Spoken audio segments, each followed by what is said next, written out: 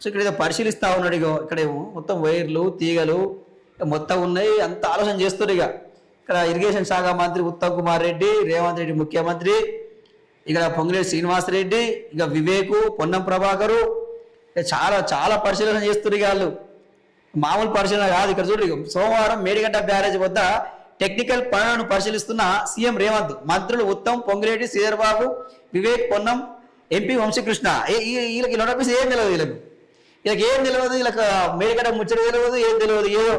ఏదో అయిపోయింది, ఇది చేస్తున్నారు, టెక్నికల్ వర్క్ చేస్తున్నారు.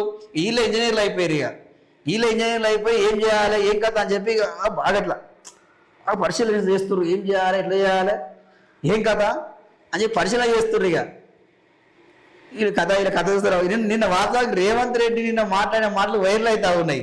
అక్కడ టెక్నికల్ టీం కాడికి పోయి ఈ కరెంట్ పోతే డేటా ఏమైనా ఎరేజ్ అవుతుందా, డిలీట్ అవుతుందా, ఎట్లా అయింది అని చెప్పి మాట్లాడితే నవ్వుకునే పరిస్థితి ఉన్నది. మీరు ముఖ్యమంత్రి ఇట్లా మాట్లాడితే ఎట్లా సారు, ఇట్లా మాట్లాడితే ఎట్లా డేటా ల్యాప్టాప్లో డేటా ఎట్లా పోతుందా, డిలీట్ చేస్తే పోతుంది. అట్లా రీసైకిల్ బిన్లో కూడా అది కూడా డిలీట్ చేస్తే పోతుంది.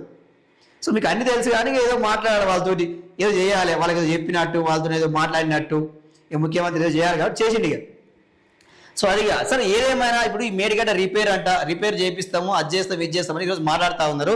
సరే మరి రేవంత్ రెడ్డి మాట్లాడండి కదా, ఆర్థిక విధ్వంసం, మరి కాళేశ్వరం పేరు చెప్పి లక్షల కోట్లు కేసీఆర్ తిన్నాడు, భారీ అవినీతి జరిగింది అని చెప్పి చాలా పలుకులు పలికిన రేవంత్ రెడ్డి మరి ఇప్పుడు ఏమైంది, సార్ రిపేర్ చేపిస్తానో మంచిగానే ఉన్నది కానీ మరి ఆర్థిక విధ్వంసం మాట సంగతి ఏంది, అంత ప్రజల సొమ్ము కదా. ఆ సిబిఐ ఎంక్వైరీ చేస్తే వాళ్ళు అసలు రానే కావాలి, వాళ్ళు పట్టకే లేదు, అక్కడనే వాడిపోయారు వాళ్ళు. సో మరి నీ ఎంక్వైరీ ఏమైంది, మరి ప్రతిపక్ష హోదా కూడా దక్కనీయ, దమ్ముంటే రా కేసీఆర్ 2029లో చూసుకుందామంటూ సవాలు విసురుతా ఉన్నాడు ముఖ్యమంత్రి రేవంత్ రెడ్డి. ఏమంటుండగా దమ్ముంటే రా 2029లో చూసుకుందాం, సో ఇక నీకు డిపాజిట్ కూడా దక్కనీయం అంటారు, ప్రతిపక్ష హోదా కూడా దక్కనీయం అంటుండగా, అంటే మీకు అధికారంలోకి రానియం, సో ఇక చూసుకుందాం అని చెప్పి మాట్లాడుతూ ఉన్నాడు. ఇక పక్కనేమో రేవంత్ రెడ్డి ఏమో ఇట్లా సవాలు విసురుతా ఉన్నాడు, మరోపక్క కేసీఆర్ ఏమంటున్నాడు, బరాబర్ మా ప్రభుత్వం వస్తుంది, రాబోయేది బీఆర్ఎస్ ప్రభుత్వమే, బీఆర్ఎస్ సర్కార్ అని చెప్పి ఆయన ధీమా వ్యక్తం చేస్తూ ఉన్నాడు. సో ఇది కాళేశ్వరం ప్రాజెక్టు అవినీతి విషయంలో కేసీఆర్ను ఉరేసిన పాపం లేదట. ఇక గివే మాటలినవి, ఈ ఉరేస్తా, లాగల తొండలు ఇడుస్తా, కానుగూర్లు వీక్తా, పేగులు మేడకేసుకొని తిరుగుతా, సో ఈ రొటీన్ డైలాగులే ఉంటాయి, పెద్దగా ఏం ఉండదు. ఇక కాంగ్రెస్ 10 ఏళ్ళు అధికారంలో ఉండడం తథ్యమటిగా.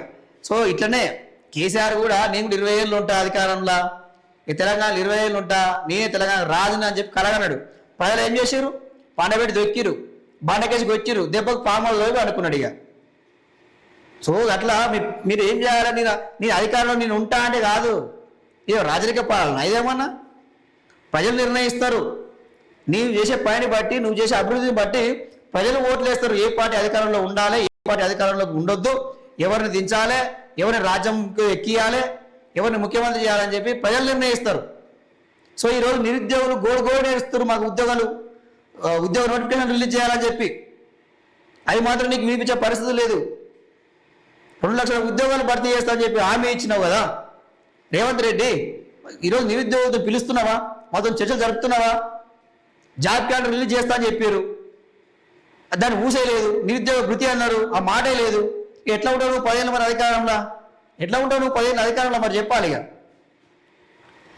చరిత్రను పునరావృతం చేస్తాట, రాష్ట్రంలో 15 ఎంపీ సీట్లను గెలిచి రాహుల్ను ప్రధానిగా చేస్తాం.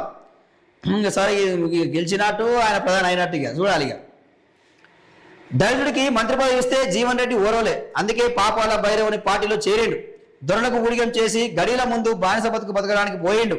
ఆనాడు ఎన్టీఆర్కు నమ్మక ద్రోహం చేశావు, ఇప్పుడు 40 ఏళ్ళు నీతో ఉన్న కాంగ్రెస్ కార్యకర్తలను మోసం చేసినావు. నస్తూర్పల్లి బహిరంగ సభలో కేసీఆర్ జీవన్ రెడ్డిపై సీఎం రేవంత్ ఫైర్.